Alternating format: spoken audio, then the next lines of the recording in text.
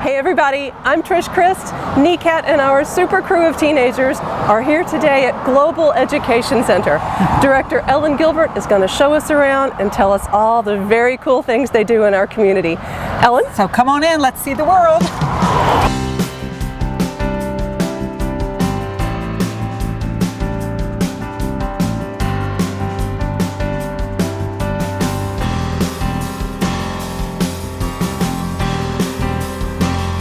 It's our Nashville. It's our Nashville. It's our Nashville. It's our Nashville.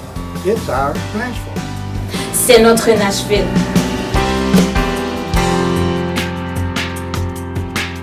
We all know how to talk about our organization during meetings, but what about the chance encounter of a lifetime? You never know who may share your next elevator, notice your logo on a notebook or a tote bag, and ask what you do. What's the clearest, most persuasive thing you can say in a short elevator ride? We're a multicultural, anti-bias arts education center, and so we have artists from all over the world, and we use the arts of diverse cultures to show all of our commonalities and to promote cross-cultural understanding and respect. We try through our arts programming to address biases, dismantle stereotypes, dispel myths, and alleviate fears, because we're all equal and we're all born the same way, naked into this world, and we build our lives on the people that are around us, what we call family and community. And so Global Education Center is a community of people from all over and from all different walks of life, and we're all like brothers and sisters. I can't wait to hear more about what you guys do. I know the basics, and I love what I know, but I'm sure there's much more detail and opportunities there than I've realized so far. So, I've seen your numbers as to how many people you bring into Global Education Center per week. Is it really 1,400 people come into the center? On a normal week, it's greater than that if we have events. But the most people we serve are in the schools. We work in schools in Nashville and 18 counties. That's how I started the program almost 40 years ago. Yes. Working in schools with anti-bias education, and then teachers in New York City are the ones who convinced me to open the Global Education Center so they could have a place where they could come study multicultural arts and anti-bias education in the summer. So I did that and put it together in '96, and it's just expanded. And because I was a dancer, we have 3 dance studios in one side and one in the other. And because I love drums, the dancing that goes with live drumming, we have a percussion studio, we have a recording studio, and it just kept building and building. We have a multicultural library, reference library for teachers, and by word of mouth we get when an artist from another country or culture comes to Nashville, they hear about Global and they come to us to see how they can fit into our programming. They find out our mission, and then they really want to be involved. So it just kind of snowballed. But yeah, on a average week, just with classes and the social dances, it's about 1,400 to 1,500 a week. So. I can't fathom serving 1,500 people a week. That's fantastic.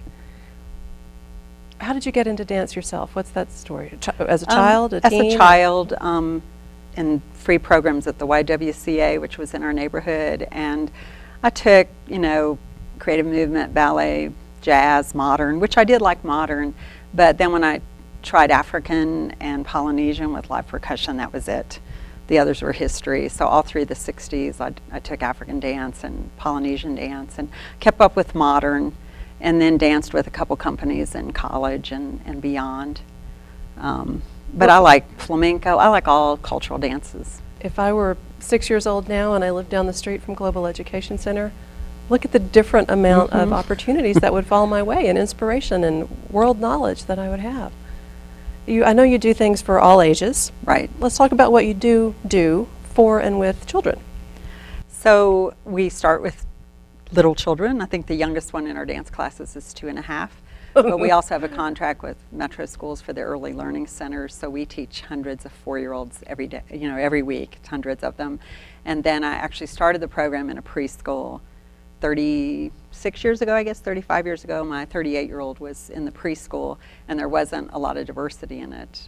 So we were getting children from Vietnam, Laos, Cambodia as refugees, and I heard the things the kids said to them. And then in my program, I ran a preschool, and we had a lot of children who were Baha'is from different countries. And then I worked in a in a school in Nashville where it was 100% African American, and I saw what happened to especially the boys that left our kindergarten and then left to go to bust out to a suburban elementary school, and most of them put into special ed. Wow. And you know, so I kind of saw what was happening with all the minority children, so I said I have to come up with a program to train teachers how to make their classrooms welcoming and successful for not just all their children but their families.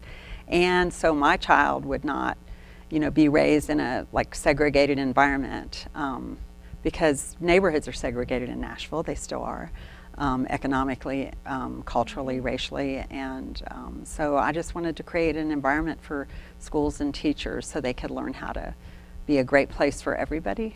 And the arts are so easy to address everything, because if you trace we kind of change our curriculum based on what kids tell us, and one of the things we were noticing quite a few years ago in the schools was stereotyping between African Americans and Africans, between Mexican and African Americans, and just all the stereotyping. I'm like, hey, wait a minute, guys, do you realize your roots are the same?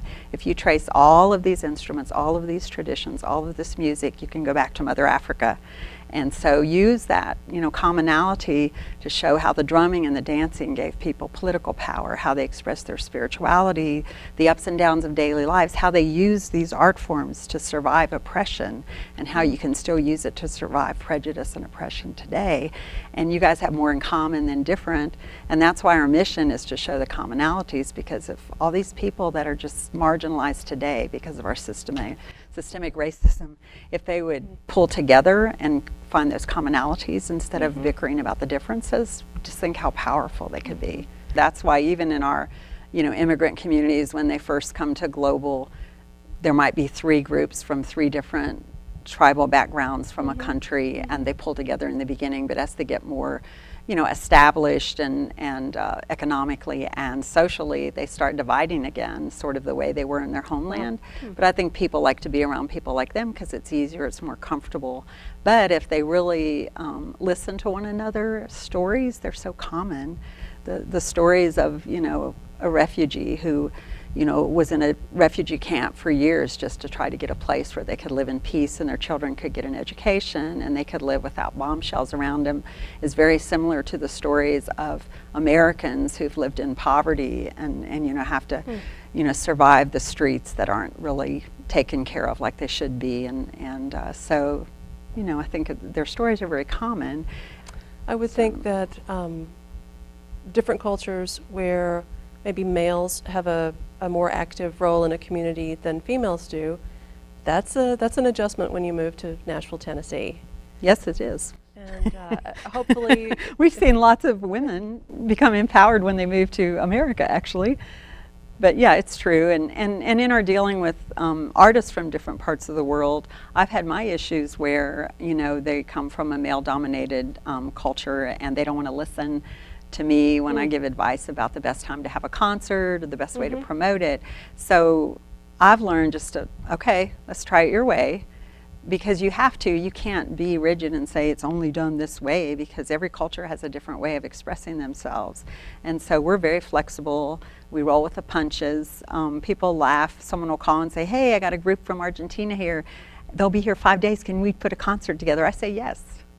And they come, their population comes. Or we had just recently had a little orchestra from Italy that was touring, and one of their friends lives in Nashville and called and said, hey, so we moved all the classes around and on a Monday night had a concert.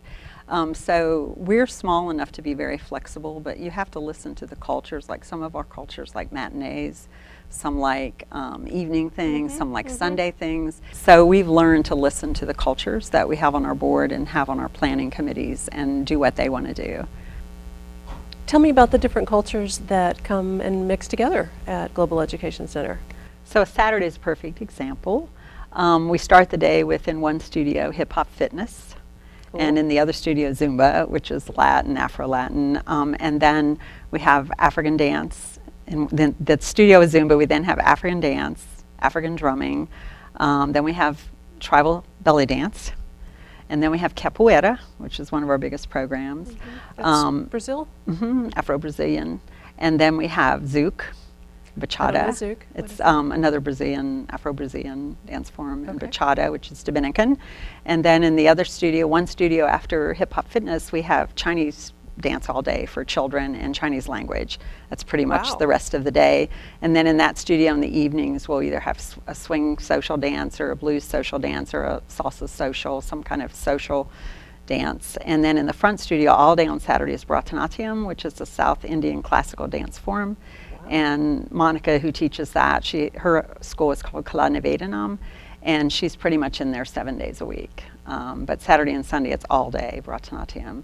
And then in one of the other studios at night, we might have, a poetry reading or concert. We have a global cabaret music series. And then at our satellite studio on Saturday, we pretty much have children's classes from 10 in the morning until 2:30. Have flamenco, modern, ballet, creative movement. Then we have a little performance class, choreography class. And after that, we have yoga, which is offered for by Small World Yoga for free. And then after that, we have Zouk again and bachata. And then we have different events, different social dances in that studio at night. And right now we have a polyrhythmic jam class on Saturday afternoons in that studio. It's just a drum circle based on traditional West African rhythms. My goodness. But that's a Saturday. I don't know how there are enough hours in the week, much less one day, to do all of those things. And Then we have so- churches that use our space on Sundays Wow. and Wednesday nights. We've spawned many a church in Nashville. So we have 2 that are meeting there right now. So That's fantastic. Now, I know your longtime location is on Charlotte Road, and then your more recent one is part of Casa Azafran. right, this is our 4th year there. Your 4th since year it there. opened, 3.5, 4 years. Whatever. That's great. Great. So say someone who's watching this on television right now and says, I've never heard of this. This is awesome. I want to try some of these things. Can a beginner come to any of the Asian, Indian, South American, African dance classes that you mentioned? Most classes. The Chinese program and the Indian program, they register by the semester. And so they have different levels and divided by age groups for the Chinese. But almost all of the other classes, anybody can come in anytime. African's a great example because it's like new people every week. Old people that have been there and new people. A lot of beginners, all different ages. I think the youngest right now is 7 or 8. And the oldest is probably in her 70s. But yeah, anyone can drop in anytime. And our children's programming, we do sign up, register so there won't be too many kids in the classes. But our adult programs are all drop-in. What would you say to someone who maybe born and raised in Nashville, rarely leaves Nashville, no real reason to travel or so forth? Maybe they've never really experienced another culture, even here in our local community. How do you make that person feel invited and welcome and comfortable to come to Global Education Center? They walk in the door. It's just like you walk in and you feel at home, and then we create that space. And there's so many people from so many cultures, and they all feel at home, so they welcome everybody. We have a drum group we bring from New York every couple years. We partner with someone else to bring them, and they do just like a freestyle dance to live drumming, which we do several times a year. And they made a comment that they travel all over the world, but the greatest sense of community they ever feel is at Global. And that was, to me, one of the biggest compliments we could receive, because that's what we try to provide, a home for everybody. And it's getting harder as the neighborhood gentrifies, but we want to remain to be that place where all the people we've served all these years, all the new people that come in, will feel at home and feel like they're respected. A home to It's everybody. very important. My name is Tyra Hargrove, and I teach African dance. I teach Zumba. Actually, I teach Zumba to adults and Zumba to children. And I also perform African dance, Afro-Latin dance for the Global Education Center. It is important for people in Nashville to learn African dance because, first of all, it's enlivening. It makes you feel connected to the environment. It makes you feel connected to other people.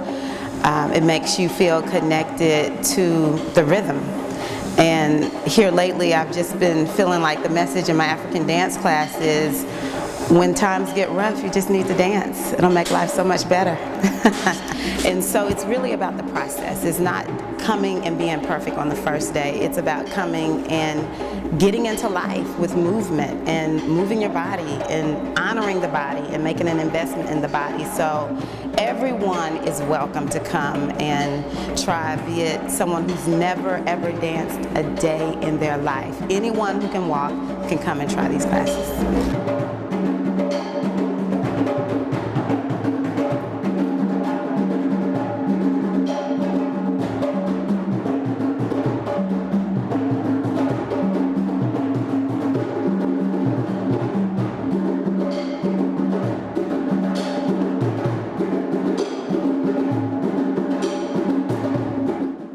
My name is Xiaolu McLaren.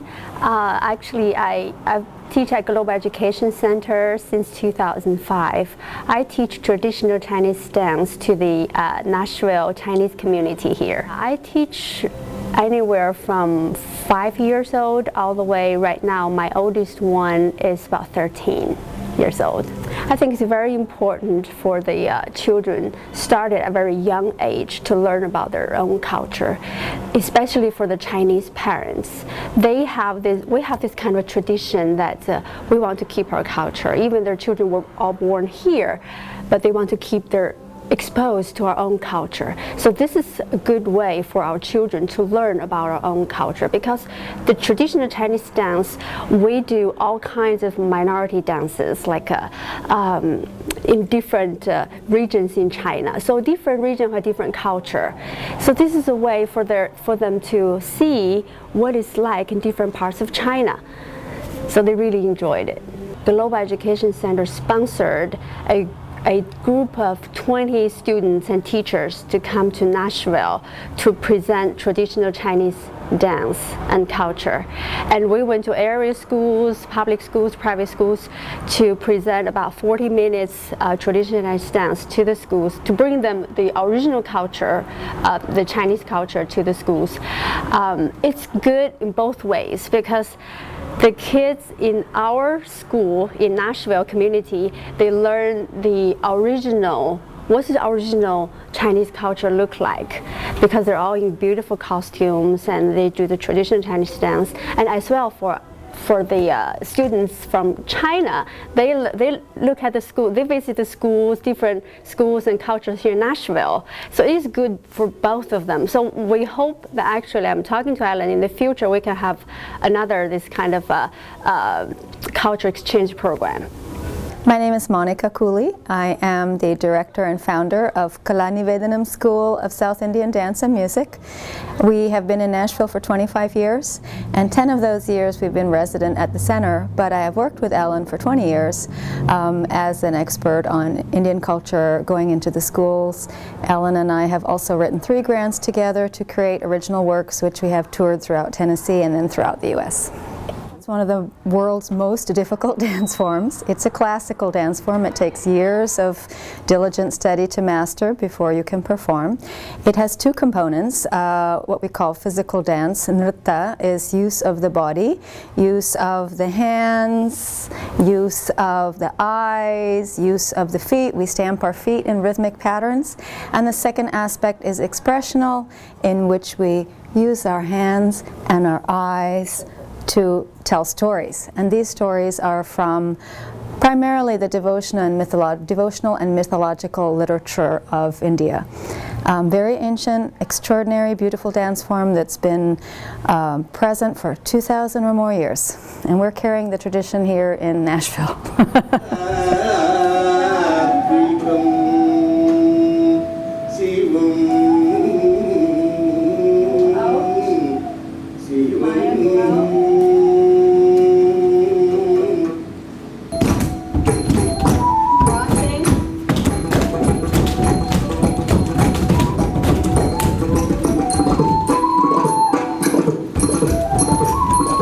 My name is Morgan Lynn, and I'm the Director of Marketing and Development at Global Education Center. Not only am I building awareness about the programs that we have and the events and workshops, but also I'm finding funding sources for our programs and to expand us in the community. to convey the breadth of opportunities at Global is a bit of a challenge because we're unlike most cultural centers that focus on just one culture. We focus on all of them. So therefore, we have to kind of continue to tell people that it's not just about, you know, their cultural experience. It's about everybody's cultural experience. It's about the commonalities and not about the differences. When new immigrants kind of come to Nashville, and I think that happens a lot more than we believe it to be, they actually seek out Global Education Center because we're in the age of technology. So when you're at a place and you put in traditional Chinese dance, you know, there's not many places in Nashville that you're going to find that, but you're going to find that at Global. So they come to Global to feel more at home. Like they want to, and they're not just around, you know, their own culture, but they're around people that are going through the same experiences that they're going through. So I think a lot of times, you know, the doors open and they just kind of come in. A home to everybody. I really do like that image, and I felt that when I came to visit you there. Your personal spirit is throughout that building and throughout the work. It really is. And your smile and your laughter, that's inherent in Global Education Center. It is. And thank you for that. Let's talk about, there's so many metaphors over the years. The first one that I knew of was melting pot, and then came the quilt concept. A home for everybody, I like that. Are you seeing Global Education Center, I don't think, is about assimilating to anything. What is it? Is it a melting pot? Is it a... Not a melting pot. Smorgasbord? It's a stew. It's a stew. Big hearty chunkies. With everything in it. No, I don't think it should be a melting pot. Why should you give up your culture because you moved to a new home? Just like if I moved to another country, why should I, you know, have to totally assimilate? But I think you have to have that, like when they say you have to learn English, you don't tell them you have to learn English because you're in America. You say if you learn English, you'll be more empowered to stick up for yourself and your children and your family, and not because you have to learn English. Because if I went, you know, my daughter-in-law's from Peru, if I went to Peru, I would be like, even in my own house they speak Spanish all the time, and I'm like, oh, I don't know what's going on. I kind of get the inflections, but you know, I would be at a disadvantage, so it would be to my advantage to learn the language. You know, so to me, we approach it all wrong. But I also think you can't keep people. We do a lot of international festival, and people say stuff like, we want one of your African groups, we want them to wear their traditional garb. And I'm like, well, they're young African and they mix hip hop and African. This is what they're doing in Africa now with the, you know, the young generation. If they want to do that here, that's still their culture. And don't keep them in the past. Let them evolve just like all culture and all music does. But kind of one of our things is, you know, to teach kids the roots of their music. And so, you know, they can respect those people who created it and those people, you know, West Africa from the Mali Empire and all the things that came out of that. So they can respect that. But then there's nothing wrong with them putting their own, you know, modern take on it, because it just shows where the roots come from. So someone watching right now might think, okay, you've got my interest. I'm curious. I want to see what this is about. What's the best process for some new person to get involved? So they can call us on at our 292-3023 number. They can get on our website and email us, or they can just drop by. Not Monday through Friday during the workday, during the school year, because we're out in the schools, but evenings, weekends, and in the summer, every day in the summer. Great. They can drop by. Great.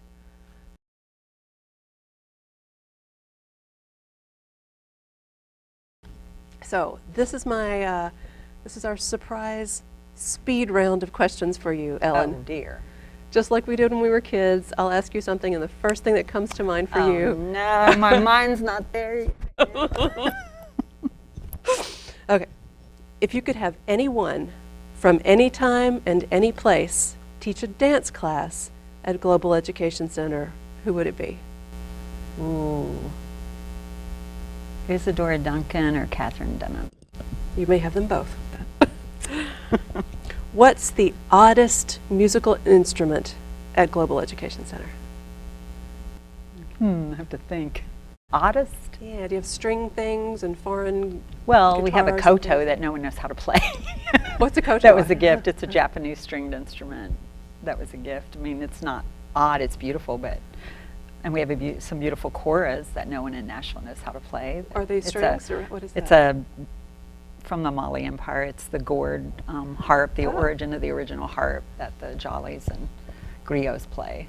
Do you teach classes on those? No, They're no one there in for just Nashville plays them, Oh, but I see. have some beautiful ones that have been gifts from African masters we've brought through, but Wow. we've brought kora players. But, Neat. yeah. How old do you have to be to dance? 0. How young do you have to be to dance? 0. Oh, wait, how old? There's no age limit. 100, however old you live, 125. I love it. That's my plan. What room do you laugh in at work? All of them.